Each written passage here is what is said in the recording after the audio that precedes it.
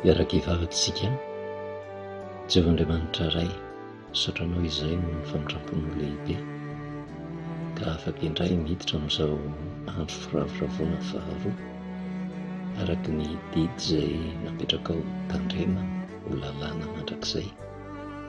Hitako sy mino izay fa fanainao masina dia ho harotsaka ao araka ny teny fampanantenana nataon'i Jesosy Kristy, hitondra fanazavana ho anay mba fantarinay ny marina. Dia jereo ny sampatan'olona izay tompo eto tompo, azo avao ny saina am-bapanahy, ho fantany fa Andriamanitra be fitiavana ianao ary tsy mba manary ny olonao, ary tsy manome fanahosa fa fanahy mahery mba hatsapany ny sampatan'olona fa tena zanakao izy. Tenena indray Jehovah fa meny mpanomponao amin'ny anaran'i Jesosy. Amen. Faly miarahaba antsika amin'ny anaran'i Jesosy, manonona ny fahasoavana sy ny fiadanan'ny Tompo amintsika mandrakariva.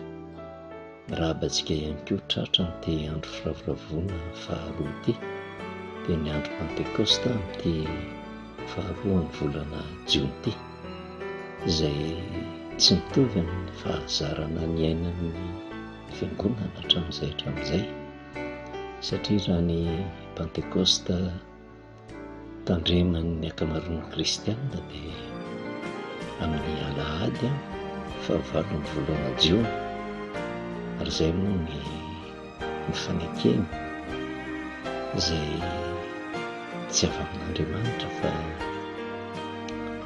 vokatry ny fifaneken'ny kristianina, ary mahatonga izay Pentekosta tandremana amin'ny fahavalon'ny volana Jiona izay dia niainga avy amin'ny Pasika koa izay nitandremana tamin'ny 20 avril.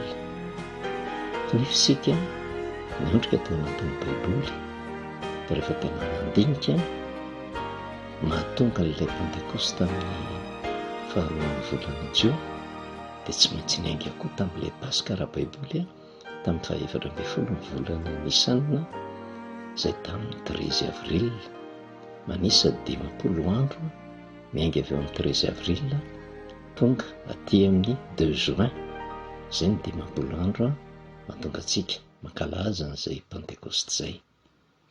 Tsara ny ahafantarantsika ny soratra masina fa tsy hahatonga antsika hitandritandrim-paona fa lalàna nasain'Andriamanitra tandremana izany Pentekosta izany, satria avy nankalaza ny Pasika isika tamin'ny 13 avril, araka ny nambarantsika hoe ny Pasika tsy hoe voavonjy ny olona fa fiatombohan'ny lalana mizotra ho amin'ny famonjena, izay ahatsiarovana ny fahafatesan'i Jesosy Kristy, fa ahatsiarovana ihany koa ny fahafatesan'ny zanak'ondry izay antoka nahafaka ny zanak'Israely teo ambanin'ny fanadevozan'ny Egyptiana, ary notantana an'Andriamanitra hivoaka avy eo, ary mbola misy dia lavitra izay tsy maintsy ho tanterahana mandra-pahatonga any amin'ny tany Kanana, arabaka teny tany amin'ny testamenta taloha. Fa rehefa tena jerevana amin'izay, rehefa tonga Jesosy Kristy maty tamin'ny 14 volana Nisanina, vita ny famonjena, kanefa tsy hoe voavonjy izao tontolo izao, fa afaka tahaka ny zanak'Israely ihany koa, dia misy vanim-potoana omen'Andriamanitra mba hahafahan'ny olona mizotra amin'izay lalam-pamonjena izay mandra-pahatonga any amin'ilay Kananan'ny lanitra. Ka raha manaiky ho tantanan'Andriamanitra sy ny baiko sy ny didy napetrak'Andriamanitra, dia tsy maintsy ho tafiditra any amin'ny tany Kanana. Ary fantatritsika tsara raha ny tantara ao anatin'ny Baiboly fa na dia tafavoaka tao amin'ny tany Egipta raha ny zanak'Israely nandalo tamin'ny ranomasina mena, be dia be ny ringana tany anefitra, ary araka ny fahalazan'ny soratra masina, Josua sy Kaleba rery tamin'izay nivoaka avy tany amin'ny tany Egipta no tonga tany amin'ny tany Kanana miaraka amin'ireo zaza latsaky ny 20 taona teraka teny an-dalana no niditra amin'ny tany Kanana, fa ireo olon-dehibe satria tsy nino dia ringana tany anefitra. Ka na dia niaraka nivoaka tao amin'ny tany Egipta aza dia misy ny ringana tsy tonga tany amin'ny tany Kanana. Torak'izany koa ny toe-javatra mitranga, maty Jesosy Kristy tamin'ny 14 volana Nisanina, tamin'ny 13 avril tamin'ity taona ity, afaka zao tontolo zao na minona tsy mino, kanefa ny tombon'andro-pahavelomana omen'Andriamanitra ny tsiraray avy, io no farafialanenina ataon'Andriamanitra amin'ny olona mba hiverenanao amin'ny marina. Ka raha ohatra manaiky ny fahamarinana izy dia hiditra any amin'ilay tany ka nana ny lanitra.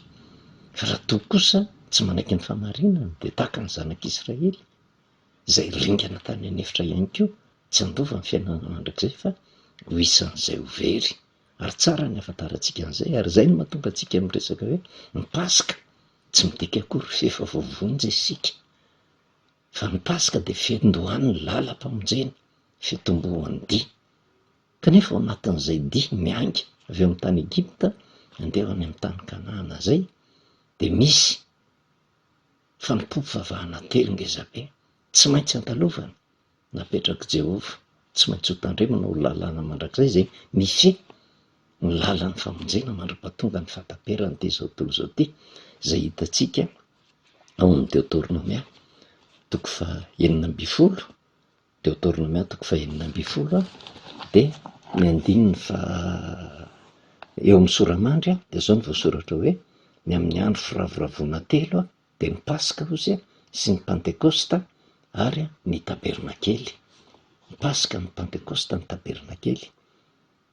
Deutéronomia toko faha 9 azontsika vakiny eo, fa fitiniko amin'ny teny tsotra. Ireo ny fanompom-pivavahana telo lehibe izay nasain'i Jehovah ho tandremana ary miankina. Ao anatin'izay no atakarantsika lalam-pamonjena izay soritan'Andriamanitra. Dia ao ny Pasika izay nitandremana tamin'ny 17 ny volana Nisanina. Mety maro amintsika ny tsy mahalala fa manisa 50 andro miainga avy eo amin'ny Pasika araka ny baiko nomen'Andriamanitra dia ny 17 ny volana Nisanina tamin'ity taona ity. Dia ny 17 ny volana Avrila manisa 50 andro miainga avy eo dia mandalo Pentekosta. Izay no mahatonga antsika hoe olonafaka isika fa mbola tsy voavonjy fa mizotra amin'izay lalam-panafahana izay mandra-pahatonga ny vanim-potoana voatendrin'Andriamanitra mba hamonjena izay rehetra mino. Ka ny ainga isika tao amin'ny Pasika dia tsy maintsy andalovana dia ny Pentekosta. Ary io Pentekosta io hatramin'izay dia nitandremana raha manisa 50 andro miainga avy eo amin'ilay Pasika ara-baiboly dia tamin'ny 13 avrila izy tamin'ity taona ity. Rehefa jerevana ny calendrier ara-baiboly dia ny Pentekosta miainga avy eo amin'ny 13 avrila dia mitotona aty amin'ny 2 juin. Fa raha amin'ny calendrier ara-baiboly izay Pentekosta izay dia fahaenina ny volana fahatelo amin'ny calendrier ara-baiboly. Izay ny fahaenina ny volana sivanina. Izay no Pentekosta. 6 sivanina, tahaka ny hoe 13 Nisanina na 13 Abiba ny Pasika. Ny Pentekosta dia tsy maintsy 6 sivanina, izany hoe manisa 50 andro miainga avy eo amin'ny 17 volana Nisanina. Fa raha jerevantsika amin'ny fanandrify amin'ny calendrier grégoriana dia miainga tany amin'ny 13 avrila dia ny 6 sivanina dia aty amin'ny 2 juin no mitotona izay fahaenina ny volana sivanina izay tena Pentekosta ara-baiboly. Kanefa tsy mijanona hatreo ihany ilay dia izay ny andro firavoravoana faharoa. Ny andro firavoravoana voalohany izay nasain'i Jehovah tandremana dia ny Pasika 17 ny volana Nisanina. Ny andro firavoravoana faharoa tsy maintsy andalovana dia ny Pentekosta fahaenina ny volana sivanina. Ary misy ny andro firavoravoana fahatelo goavambe izay tandremana na amin'ny volana Tisri na ny volana fahafito dia ny andro fanavotana na andro fitsofana ny trompetra, andro fitoerana amin'ny tranodrotsaka izay mbola ho azavaina amintsika. Efa lava nanazavaintsika n'izay ilay mahakasika ny Pasika izay, fa miditra amin'ny Pentekosta tsika ary anelanelany volana fahatelo ara-baiboly para-pahatonga ny volana fahafito dia mbola hitohy hanazava zava-miafy ny mahakasika ny Pentekosta tsika ary hanazava ihany koa ny amin'ilay fitoerana amin'ny tranodrotsakazo ny andro fanavotana izay tanterahana amin'ny volana fahafito ara-baiboly dia ny volana Tisri.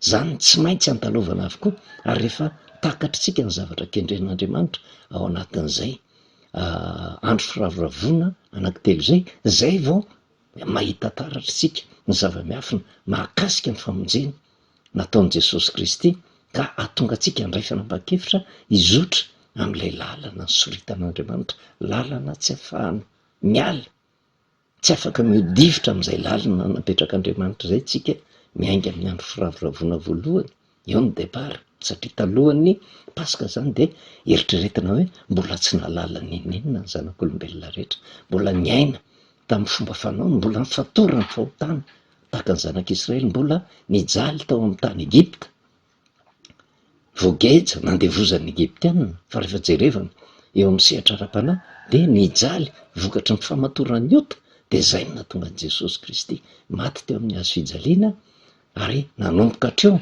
de eo no vanim-potoana izay tokony hahatserovan'ny olona ny tombamidin'ny fahafatesan'i Jesosy Kristy ka manomboka andraisana an'i Jesosy ho tompo sy mpamonjy ny fiainana, izay hanomboka hizorany amin'ny lalam-pamonjena izay soritan'Andriamanitra.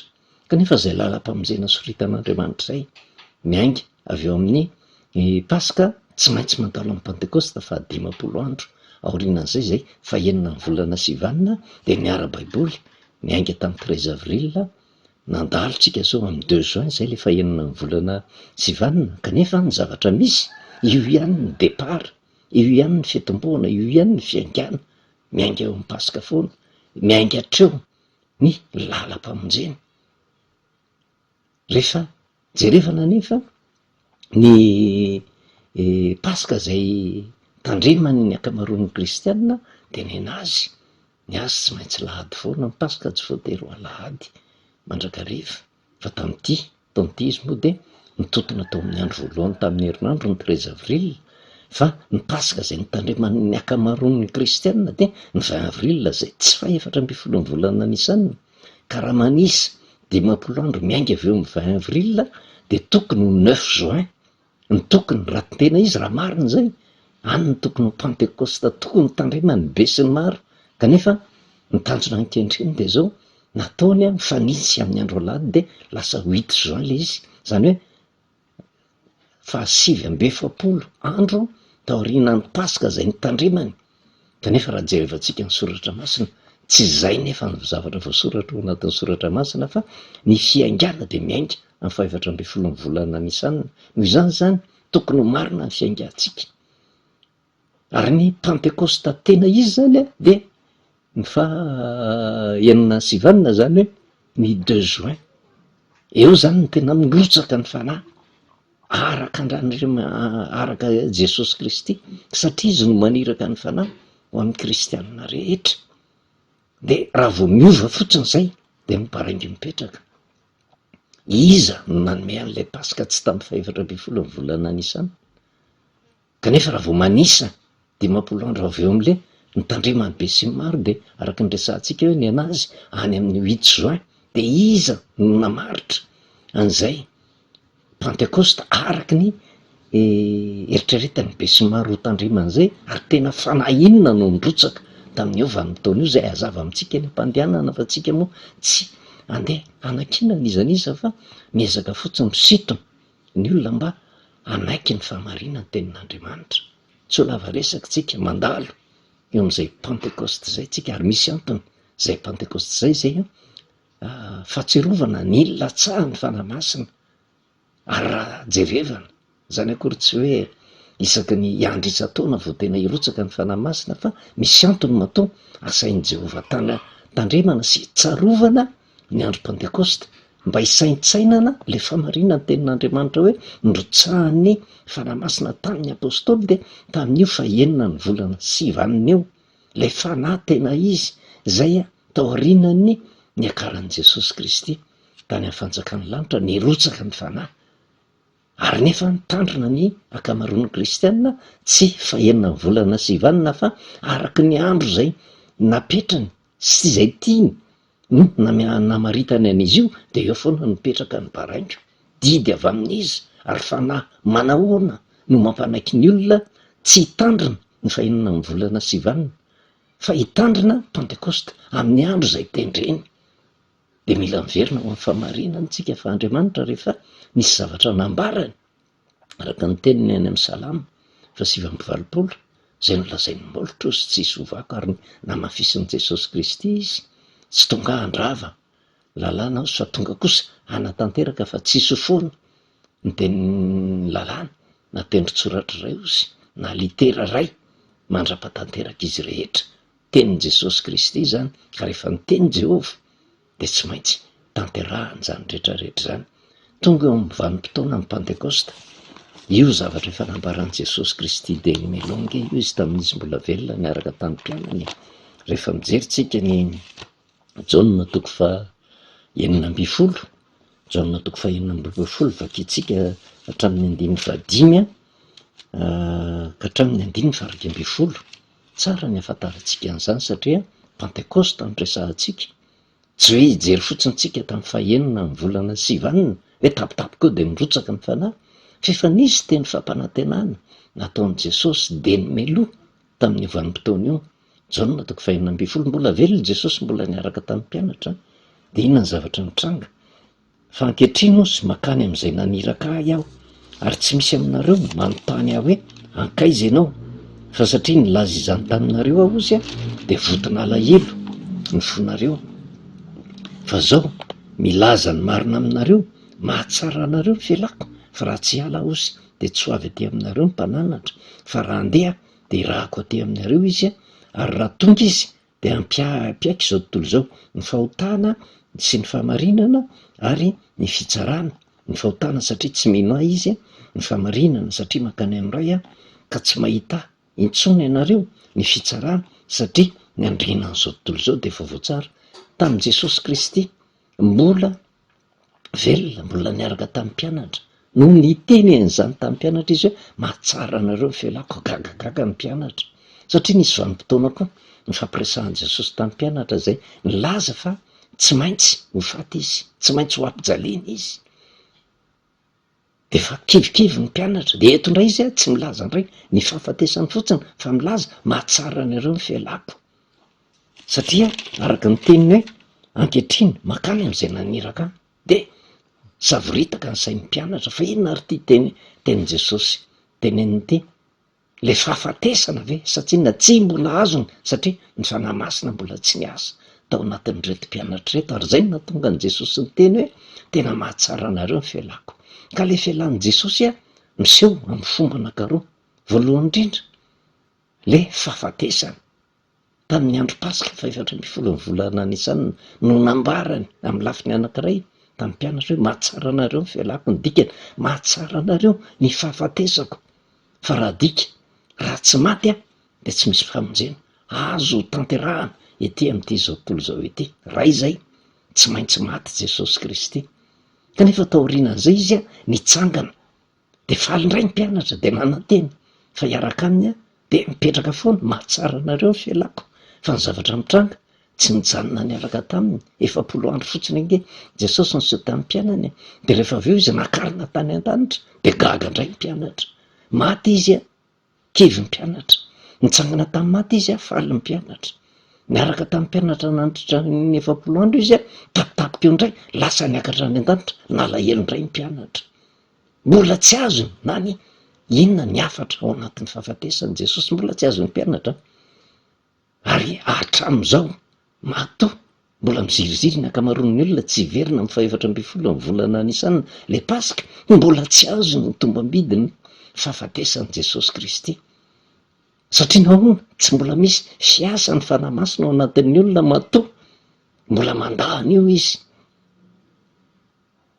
de mahatsara ny fialako. Ary inona ny zavatra tenenin'i Jesosy Kristy hatramin'izay ange niaraka tamin'ny mpianatra Jesosy, inona ny zavatra tsy nataon'i Jesosy mba hahatonga ny mpianatra ino fa Andriamanitra tonga nofo teto amin'ity zao tontolo zao ty izy, ary ny nahatonga azy teto de hitondra famonjena amin'ny alalan'ny fahafatesany. Fa na izany ary ny zavatra mitranga tsy nitondra inonina tamin'ny mpianatra, tamin'ny olona tamin'izany vanim-potoana zany, fa rehefa maty Jesosy kivy ny mpianatra ary tsy azony ny zava-miafina mahakasika ny fahafatesana. Ary zay no hitantsika ny amin'ny Lioka toko 4:20 raha iverenantsika vakiny, Lioka toko 4:20, zany hoe mbola tsy nirotsaka ny fanahy de maizina ny mpianatra, tsy takany ny zavatra nambaran'i Jesosy. Lioka toko faefatra amby roapolo. Lioka toko faefatra amby roapolo ny andiny fahatelo amby folo vakitsika. Ary indreo nisy roa lahy tam'ireny nitsangana tamin'ny maty io Jesosy a. Fa vakivy ny mpianatra tamin'izay vanim-potoana izay ary ty tantara ty de mampiseho ny fampiavian'ny mpianatra, ny fahadisom-panantenany vokatry ny fieritreretany diso mahakasika an' Jesosy. Satria raha fantany fa famonjena ho azy ny nahafaty an' Jesosy, faly izy, fa saingy kivy izy. Ary amin'ny andinin-tsoratra masina ao anatin'ny filazantsara lasa miverina tamin'ny asa fanaony hatramin'ny apôstôly rehetra tsisy tafajanona na de ny ray ara, satria nieritreretiny fa vitatreo ny tantaran' Jesosy rehefa maty izy. Na de ny tena ary Jesosy hoe tsy maintsy hatsangana amin'ny andro fahatelo, tsy manana finoana an'izany izy ary tsy niteraka ny inonina teo amin'ny fiainam-panahiny fahafatesan'i Jesosy. Lioka toko faefatra amby roapolo ny andiny fahatelo amby folo sy ny manaraka. Ary indreo osa misy roa lahy tamin'ireny nandeha tamin'izany andro zany nakany amin'ny vohitra atao hoe Emosy, tokony ho enimpolo stadio raha ny Jerosalema, de niresaka ny amin'izany zavatra rehetra nanjoa izy. Ary raha mbola niresaka sy niara-ny saina izy ozy de nanatona an' Jesosy ka niaraka taminy nefa ny masondreo no hajambaina mba tsy hafantarany azy. Ny dikan'izay loana ho hajambay izay mbola tsy nirotsaka ny fanahy, mbola maizina taminy ny toe-javatra mitranga, tsisy takany ny fahafatesan'i Jesosy ary tsy mbola azo iny koa na de ny fitsanganan'i Jesosy azy, zany hoe mbola tsy tonga ny mpananatra. Ny andiny fahafito amby folo. Ary hoy izy taminy, ahoana zao teny resahanareo ety am-pandehanana zao? De nijanona ireo sady nala hely tare. Ary ny anankiray izay atao hoe Kleopasy namalaka nanao taminy hoe, ianao irery va ny vahiny mitoetra any Jerosalema, tsy mba malala zay zavatra tonga tao amin'izao andro zao? Fa hoy izy taminy, zavatra manao ahoana moa izany? Ary hoy izy roa lahy taminy, ny amin' Jesosy avy amin'ny Nazareta ozy mpaminany mahery tamin'ny asa sy ny teny teo anatrehan'Andriamanitra sy ny vahoaka rehetra, de ny amin'ny nanolorany loha mpisorona sy ny mpanapaka eto amintsika azy ozy hanamelohany azy ho faty sy ny nanombony azy tamin'ny hazo fijaliana. Nefa nantenainay ozy fa izy no ilay efa hanavitra ny Israely, ary tsy zany ihany fa androany ozy no andro fahatelo hatrizay nahatongavan'izany. Tena maizina, tsy takany ary tsy tafaletika tao anatin'ny saina ny tenin'i Jesosy Kristy. Ny afatra napetraka Jesosy fony fahavelony, kanefa io Jesosy miresaka aminy fa tsy fantany mihitsy satria nieritreretany fa tsy nitsangana izy, fa de tena diso fanantenana tanteraka izy. Tsy azony ny famonjena, tsy azony ny nahafatesan'i Jesosy Kristy ary tsy ho azony mihitsy hatramin'ny fitsanganany. Satria nahoana? Marina ny tenin'i Jesosy, mahatsara anareo ny fialako fa mbola fahafatesana izay niala fotsiny Jesosy de mbola io mbola nitoetra tao amin'ny fahamaizina-tsaina. Nitsangany Jesosy mbola nitoetra tao anatin'ny fahamaizina-tsaina. De raha toizantsika ny andininy fa roa amby roapolo, nefa kosa ny vehivavy sasany izay namanay ozy navery-hevitra anay fa tany amin'ny fasana maraina koa izy ary raha tsy nahita ny faty izy de tonga ka nilaza fa efa nahita anjeliny seho kosa izay nilaza fa velona izy. De nandeha ny sasany izay mombanay ozy ka nakany amin'ny fasana ary nahita arak'izay nolazainy vehivavy nefa izy tsy hitany. Andiny fa dimy amby roapolo sy hatramin'ny andiny fahafito amby roapolo. Ary hoy izy taminy, ry adala sy fotsasaina ka tsy mizo zay rehetra nolazainy mpaminany, moa tsy tokony miaritra izany va Kristy io sy ka hiditra any amin'ny voninahiny? De nanomboka hatramin'ny Mosesy sy ny mpaminany rehetra izy ka nanambara taminy ny hevitry ny teny, milaza azy ao amin'ny soratra masina. De vakitsika ihany ary efa mby teo akaiky ny vohitra zay efa alen'izy roa lahy izy, ary Jesosy toa nanao handeha lavitra koa, fa ireo nanery azy ka nanao hoe mitoera ty aminay fa efa arivo zao ka lasan-davitra ny andro de niditra hitoetra teo aminy izy. Ary raha niara-nipetraka nihinana teo aminy izy nandray mofoka nisaotra de namaky sy nanolotra azy, nahiratra amin'ny masondreo sy ka nahalala azy, fa izy kosa de tonga tsy hitany. Ary zay ny tanjona kendren'i Jesosy, ny tsy ampiorenana ny fony reto mpianatra reto amin'ny Andriamanitra hita maso sy azo tsapain-tanana. Vao nisokatra ny masony nanjavony Jesosy, ary mbola misy tanjona kendren'i Jesosy ao anatrehan'izany mba ho fantany ny mpianany. De niresaka hoe izy tsy nangorokoroka va ny foditsika ozy raha niresaka tamintsika teny an-dalana izy ka namoaka ny hevitry ny soratra masina tamintsika. De hitatsika taty amin'ny Luka toko fahaefatra amby roapolo fa tsy azo ny mpianatra mihitsy le antony nahafatesan'i Jesosy. Fa raha tsy Jesosy no namerina tamin'ny lohan'ny ray nanazavany soratra masina, zay vao somary nahita tara-pahazavana kely ny masony sy ny fanahany de nahatsapa izy. Tsy nangorakoraka vanivotsika raha ny resaka satria fantany ihany fa Jesosy io fa mbola tsy niakatra any an-danitra. Kanefa tamin'io vanim-potoana zay mitsanganan'i Jesosy io mety velom-panantenana izy. Hoe tena velona ihany ny tompo hiaraka amintsika maharitra mandrakizay, mbola diso hevitra ihany ny mpianatra teo anatrehan'izany rehetrarehetra zany. Kanefa rehefa nitsangana amin'izay Jesosy niseho tamin'ny mpianatra indray izy nandritra ny 40 andro any amin'ny asan'ny apôstôly. Tantarantsika ny anton'le Pentecoste sy le famarina ny tenin'Andriamanitra nambaran'i Jesosy talohany nahafatesany. Mahatsara anareo ny fialako izy, fa raha tsy ala de tsy ho avy aty aminareo ny mpananatra ozy. Fa raha andeha de irahako aty aminareo izy, tsy maintsy miala, tsy maintsy maty izy aloha zany. Mariky ny fialan'i Jesosy zay. Kanefa kivy ny mpianatra zay manam-pirofo fa mbola tsy tao ny fanaka tsisy azony tombam-bidy ny famonjena. Tsangana indray izy mbola tsy azon'ny mpianatra ihany. Fa raha tonga izy de apaika izao tontolo izao ny fahotana, ny fahamarinana ary ny fitsarana, ary io ny fiasa ny fanahy masina irotsaka ny fanahy. Fa misy zavatra anankitelo goavana be ampahafantariny amin'ny andro Pentecoste.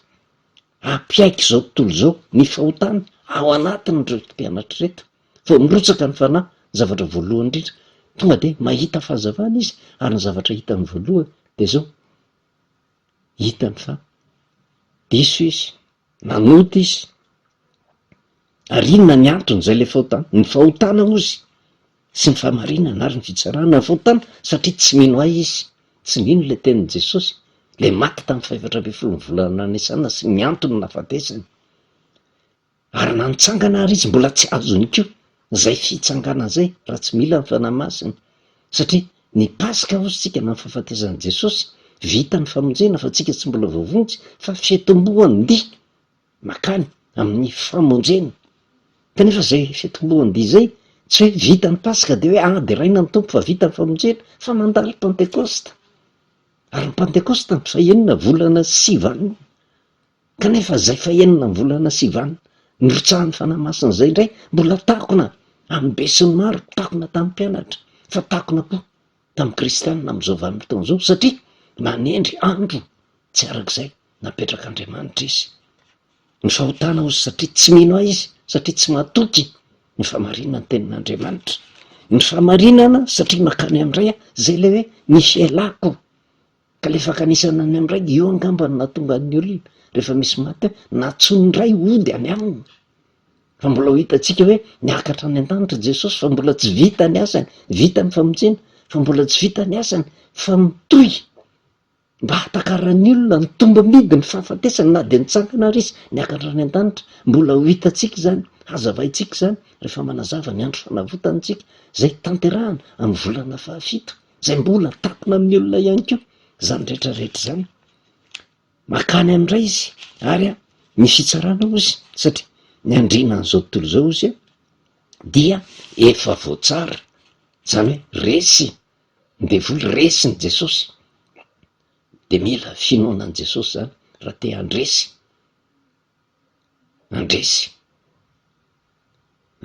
ny adiny Satana, zay nitaonany olona ho any amin'ny fahotana. Aty amin'ny asan'ny apôstôly toko voalohany, inona ny zavatra mitranga? Ny andininy voalohany ka hatramin'ny andininy fahatelo, ry Théophile le boky voalohany ozy zay nisoratako tamin'izay nataon'i Jesosy sy nampianariny hatramin'ny andro nampakarana azy, rehefa nodidiny tamin'ny fanahy masina ny apôstôly zay nividiny, sady niseho koa tamin'ny famantarana maro tao aorian'ny jaliany fa velona izy de niseho tamin'ny 40 andro izy, ary nilaza ny amin'ny fanjakan'Andriamanitra. Mbola nanamafy ihany koa ny fanjakan'Andriamanitra, satria tamin'ny fahavelomany koa Jesosy nefa niteny hoe ao an-tranony raiky misy fitoerana maro, andeha ka amboatra fitoerana ho anareo. Fa tsy mbola gaga ny mpianatra, zavatra tsy fahitany zany, tsy hitany koa aiza misy ny lanitra. votrangaga fotsiny izy mahita an' Jesosy miteny an'izany. Kanefa rehefa velona indray Jesosy mbola nitory ny amin'ny fanjakan'Andriamanitra. 9:efatra ka hatramin'ny 15 raha niara-ny angona teo aminy Jesosy ozy dia namepetra azy tsy hiala ny Jerosalema fa hiandry ny teny fikasany iray zay efa renareo tamiko izy fa Jaona nanao batisa tamin'ny rano fa ianareo kosa atao batisa ny fanahy masina rehefa afaka andro vitsivitsy. Na dia nitsangana ary Jesosy, dikan'izay tsy hoe nitazomin'i Jesosy tsy ho azo ny fanahy masina fa tsy nety niasany le fanahy, na dia efa nitsangana ary Jesosy Kristy. Fa ny tao an-tsainy dia zao zatra nahita an' Jesosy tamin'ny mbola fahavelona, maty Jesosy kivy izy, nitsangana Jesosy faly indray izy, ary izy tsy mieritreritra hoe mbola andeha Jesosy fa Jesosy anatanteraka an'le hoe mahatsara anareo ny felako. Dia namepetra azy ozy tsy hiala ao Jerosalema. Misy antony zany zay fa hiandry ny teny fikasany iray, ary le teny fikasany iray dia le fanirahana ny fanahy rehefa tsy hotsony Jesosy zay ho avy amin'izy ireo hanomboka hisokatra ny masom-panahin'izy ireo, ka hafantatra amin'izay ny antony nahafatesan'i Jesosy, ny antony tsanganany, ny antony ny akariny any an-danitra, ary tsy mijanona hatreo amin'ny andro firavoravoana faharoa fa ho takany ihany koa rehefa hatreo ny andro firavoravoana fahatelo dia ny amin'ny andro fanavotana zay mbola ho azavaina amintsika. Fa matoa Jesosy ny teny hoe namepetra azy hoe mijanona aza miala tao Jerosalema, ndreo dia manaonao foana, mbola tsy ao anatin'ny fanahy, mbola tsy tsapany zany fiasan'ny fanahy teo amin'ny fiainany zany. Dia inona ny zavatra misy ho atao batisa izy ireo, batisan'ny fanahy zay mbola hazava amintsika ihany koa kamba hanazava an'izany tsika, satria mbola hanazava amin'ny Pentecoste tsika.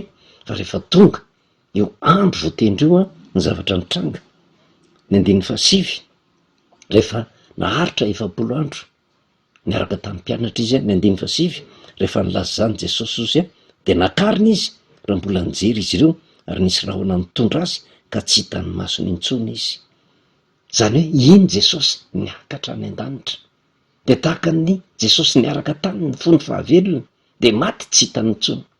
Dia iny indray fa nitsangana tamin'ny maty dia niaraka tamin'ny 70 andro, ary misy antony zay andro 70 zay nresahan'izay zay nirahany tamin'ny mpianatra zay. Ny zavatra nisy ny 70 andro zay nifadian'i Kristy anina, zay tandindony ahitana taratra ny asan'ny Mosesy tamin'ny nandraisany teny fikasana tamin'Andriamanitra, ka nifadiany anina 70 andro sy 70 alina tany an-tendrombohitra Sinay, tandindony le 70 andro taona ray, andro ray soloana taona ray, tandindony firenidreneny ny zanak'Israely nandritra ny 70 taona tany anefitra. Tsy maintsy niditra tamin'izay fifadikaniny izay Jesosy Kristy mba ho takatry ny olona tsara zany ny hafatra. Misy antony zay fifadikanin' Jesosy zay, ary misy antony ny antony tondrana ny zanak'Israely niodikodina nandritra ny 70 taona tany anefitra, satria tsy mbola azo ny teny fikasana. Zay no natonga azy mbola tsy maintsy 70 taona namboarina tany anefitra vao tafiditra tany amin'ny tany Kanana. Eto indray nandritra ny 70 andro indray Jesosy Kristy niaraka tamin'ny mpianatra, misy antony goavana be zany, ary mbola namepetra azy, mbola hijanona aloha ho tonga amin'ny fandinihan-tena ao Jerosalema, mandra ny mpahazo ny antoka tsara fa nirotsaka taminy ny fanahy. Dia rehefa nilaza an'izany Jesosy nakarina raha mbola nijery izy ireo, dia nisy rahona nitondra azy ka tsy hitany masontsony, zany hoe na Jesosy maty nalevina tany am-pasana tsy hitany masontsony, na Jesosy amin'ity vanim-potoana ity indray niakatra any an-danitra tsy hitany masontsony. Dia manatanteraka foana n'le teny hoe mahatsara anareo ny felako. Kanefa raha mbola nandinika ny lanitra izy ireo tamin'ny nantianan'i Jesosy, indreo nisy roa lahy teo anilany ozy, ny akanjo fotsy zay nanao hoe lehilahy Galileana, nahoana no mijanona eto nijery ny lanitra ianareo? Iny Jesosy zay nampiakarina niala taminareo ho any an-danitra iny dia mbola ho avy tahaka ny nahitanareo azy niakatra ho any an-danitra, mbola hiverina izy. Fa reto mpianatra reto zao gaga indray izy, toa tsy niaraka tamintsika indray Jesosy, toa lasa indray izy. Inona indray ny antony zany? de eo no mahatanteraka an'le asa mihetsikatsika tao Jerosalema aloha satria nandeha tamin'ny herin'ny tena ny faly fotsiny fa nahitan'i Jesosy kanefa indray Jesosy fa niala ary zay le fialan'i Jesosy tany fahafatesan'izay sy ny fialany niakatra tany an-danitra ary amin'izao androntsika zao ngatsika mahita an'i Jesosy de mipetraka foana le didy faharoa tanjona kendren'i Jesosy nge tao anatin'izany efa nazavaina tamintsika izany de ny afantaran'ny olona fa ny Andriamanitra zay vavahantsika tsy hita maso tsy azo tsapahi-tanana ary zay no nahatonga an'le didy faharoa asa manao sarin-javatra voasikotra ho anao na de zay mety ho endriky ny lanitra ambony na ety amin'ny tany ambany na zay mety any amin'ny ambany ranomasina mba hatakarany izy ireo fa ny Andriamanitra zay mivavahana de tsy hita maso tsy azo tsapahi-tanana kanefa misy Andriamanitra Jesosy, Andriamanitra ny fanahy, Andriamanitra ny ray no zany raha mivavaka amin'Andriamanitra de tsy maintsy mivavaka amin'ny fanahy sy ny famarinana dikan'le fanampiny ama raha hivavaka amin'Andriamanitra de tsy maintsy mivavaka amin'ny tsy hita maso sy ny tsy azo tsapahi-tanana noho izany fanaovana sary sikotra fantsoina eo anatrehan'Andriamanitra ary na mivavaka ary tsika de manao sary sikotra ao saitsika de mbola diso ihany keo ary zay tiany Jesosy ho takatry ny mpianatra kanefa eto mbola tsy fahatan'izany de ny andry ny asan'ny apôstôly toko faharoa tonga ny andro Pentekosta ny latsahan'ny fanahy masina ozy tamin'ny andro Pentekosta io le andro firavoravona faharoa satria io le teny fikasana no omeny Jesosy mahatsara anareo ny fialako fa raha tsy miala de tsy ho avy aty aminareo ny mpananatra inona ny teo zavatra nisy asan'ny apôstôly toko faharoa ny andiny voalohany ka hatramin'ny fahaefatra ary no tonga ny andro Pentekosta ozy de teo amin'ny fitoerana ray izy rehetra ary nisy feo tonga tapoka avy tany an-danitra toy ny rivotra mahery mifofofo nanenika ilay trano niangonana ary nisy lela maro nitarehana afo nisy eo taminy izay nizarazara ary nipetraka tamin'izy rehetra isan'olona zany ary samy feno ny fanahy masina izy rehetra de niteny tamin'ny fiteny maro samy hafa araky ny nampitenenan'ny fanahy masina azy zay ny zavatra mitranga tamin'io andro Pentekosta io fa enina ny volana sivanina 7 andro tao aoriana ny 7 volana nisanina le fanahy tena izy no nirotsaka tamin'ny apôstôly sy ny mpianatra tamin'io vanim-potoana io feno ny fanahy satria tamin'io niangona teo amin'ny toerana ray izy satria nisy ny fanentsehana mafy tamin'izany vanim-potoana zany teo n'jaintelesany romanina nanenjika ny mpianatra Jesosy ary teo koa ny jiosy zay tsy nino an Jesosy nanenjika mafy ny mpianatra feno tahotra izy ireo de lasa niafina niangona tamin'ny toerana anankiray kanefa io Andriamanitra io tsy fanahy osa no nomeny fa fanahy mahery kanefa mbola tao anatin'le akantsany reo tsy sa nietsika fa rehefa mirotsaka ny fanahy niala ny tahotra sa hijoro ho vavolombelona am'izay satria ny fanahy no tonga nanomboka nahatakatra am'izay ny apôstôly tamin'io vanim-potoana io satria mitondra fahazavana araky ny tenin'i Jesosy hoe raha Jaona toko 9 hoe tena raha tsy miala tsy ho avy aty aminareo ny mpananatra ary raha tohizana ny Jaona toko 9 de ny 9 ka hatramin'ny 15 zay milaza zavatra be deabe ny amin'ny asan'ny fanahy mbola manana zavatra maro holazaina aminareo aho nefa tsy zakanareo ankehitriny tamin'io vanim-potoana io mbola te hiteny Jesosy fa tsy zakanareo dikany tsy azonareo mihitsy satria mbola tsy asan'ny fanahy ianareo fa raha tonga ny fanahy famarinana ozy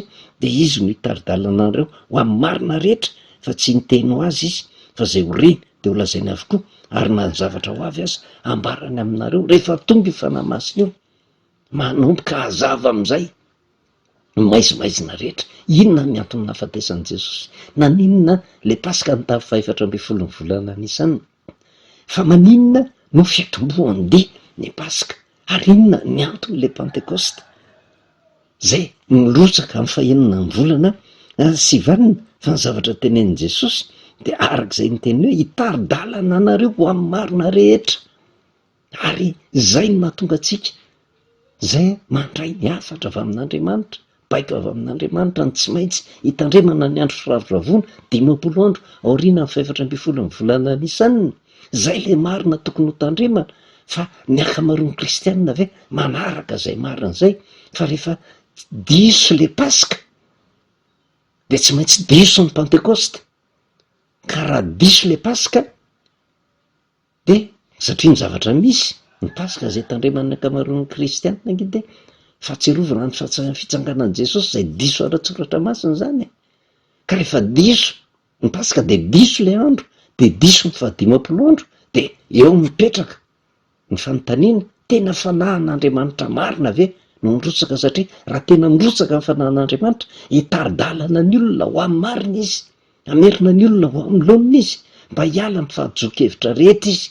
Fa raha mbola miziriziry ao anatin'izay le hoe zay ny maharesy lahatra azy fa tsy hiverina ho amin'ny famarinan'ny tenin'Andriamanitra de mampieritreritra ny fanahy zay mirotsaka amin'ny olona amin'izay vanim-potoana zay, satria nambaran'i Jesosy hoe tena hitaridalana ho amin'ny marina rehetra ozy. Ary na de ny zavatra ho avy aza ozy de hambarany aminareo, na de ny zavatra ho avy aza de hambarany aminareo. Azon'ny apôstôly zany, azon'ny mpianatra zany rehefa mirotsaka amin'izay ny fanahy tamin'ny andro pentecoste, nanana fahasaina izy, nivoaka tao anatin'le tranony angonana izy, zany hoe niala tao anatin'ny maizina izy de nanomboka nitory amin'izay nampafantatra amin'ny olona ny fanjakan'Andriamanitra, ny fahadiso-kevitry ny olona, tsy menatra, tsy natahotra tamin'izany vanim-potoana zany. De raha mamaky ny asan'ny apôstôly toko 2:2 isika, tampahasahina no nitorian'ny apôstôly. Ary iza no nitoriany teo? Jesosy Kristy no nitoriany. Naninona izy no vonoiny? Kanefa izy efa nitsangany, lasa niakatra any an-danitra izy. Zany hoe le lala ny famonjeny no natoriny ny apôstôly amin'izay rehefa nirotsaka ny fanahy masina, mba ho fantatry ny olona rehetra hoe teto ny depara de mandalo amin'ny fanahy masina de tsy maintsy ho tonga ho any amin'ny fiainana mandrakizay. Ary zany koa ny tian'Andriamanitra ampitaina amintsika andro pentecoste androany, manana finoana fa anatin'le 9 volana 9 le fanahy tena izy no mirotsaka amin'ny olona, ary tokony ho tonga amin'ny fanoloran-tena ny olona tsiraray avy, ary tokony hiala ao anatin'ny tahotra, tsy hijanona fotsiny amin'ny toerana anankiray, fa ny hafantarana fa tena mirotsaka ao anatin'ny olona ny fanahy masina, mivoaka ndikan'le hoe tsy nitoetra tao amin'ny toerana iray intsony tao amin'izay angonana, mivoaka amin'izay tao amin'le fitoerana amin'ny aizina. Hitako ny mazava zao, taka ny teny Rahasalama marito, raha hitako ny lalana ka izorako, de ny hafantarana fa ao amintsika ny fanahy masina, tsy mipetrapetra-potsiny amin'izao. Fa io fanahy masina io raha nirotsaka tamin'ny apôstôly de nirotsaka tahaka ny lela ny tarehana fozy, zany hoe ahatonga ny olona araka ny tenin'i Jesosy hoe za nanome anareo vava sy saina zay tsy azo ny fahavalonareo valiana. Eo tsika ny mandiny tena amin'izay, tena mivavaka amin'Andriamanitra marina ve tsika? Satria zany pentecoste tena izy zany tsy voatery alahady foana, taka ny paska tsy voatery ho andro alahady foana, fa miovaova isan-taona izy io. Ka raha vao miova ny paska de tsy maintsy miova koa ny pentecoste, manisa 15 andro tamin'ity de andro alahady ny pentecoste ny 13 avril de tsy maintsy alatsinainy ny pentecoste, fa tsy hoe alahady. Ary ny 13 avril ny 14 volana Nisanina, nefa paska zay nitandreman'ny kristianina, ny akamaroan'ny kristianina 20 avril. Raha ny tokony ho izy tokony manisa 15 andro de ary amin'ny 9 juin de misy fahadiso-kevitra ihany ao. Fa zay le hoe rehefa mirotsaka ny fanahy tena izy de mitarika ny olona ho amin'ny marina. De eo tsika ny mandiny tena hoe tarity ny fanahy ho amin'ny marina ve sa tarity ny fanahy mbola iziriziry hikatotrano? Zay maharesy lahatra anaika hijanona amin'izay zay. Kanefa na tiatsika na tsy tiatsika, misy angeny arivery olona, misy fetra ny zavatra rehetra, araka ny nambarako hoe raha vao diso depara ianao de tsy maintsy diso ny arive anao, fa mila miverina ao amin'ny laoniny ianao, miainga eo amin'ny toerana, eo amin'le fotoana voatendrin'Andriamanitra mba ho tonga ara-potoana any amin'ilay tanjotra kendren'Andriamanitra de ny tany Kanana. Mbola ny andro firavoravoana faharoa tiana handalovantsika teny, fa tsy maintsy andalo amin'ny andro firavoravoana fanomperontsika. Amin'izay vanim-potoana izay dia hitantsika amin'izay hoe fantatritsika ekay izay ve ilay lalam-pamonjena soritan'Andriamanitra. Voninahitra ho an'Andriamanitra iray ihany vavakisika. Saotranao Jehovahandriamanitra iray ny fahazavana indray nomenao anay ny amin'ny andro firavoravoana faharoa izay lalàna, asainao tandremana maharitra mandrakizay. Angatahany aminao dia mba tena hiasa amin'ity androny ity tokoa, fanahinao ho an'ny tsy mahalala rehetra, mba hatsapany fa io fanahy io raha mindrotsaka dia mampafantatra ny marina rehetra, ary na dia ny zavatra ho avy asa dia ambarany dia mba samy andiny tena ny tsirairay avy hoe tena ilay fanahy marina avy amin'Andriamanitra, avy aminao ve mindrotsaka no ndraisina ka tonga anay ho tafavelona ao amin'ny marina, sa fa na tsy izy izay mampizirizira anay amin'ny lasitra fototra ny ainana izay harambe sy ny maro. Dia matoky sy mihiny fa fahasoavanao miaraka aminay mandrakariva dia misaotra indrindra iray ny anaran'i Jesosy. Amen.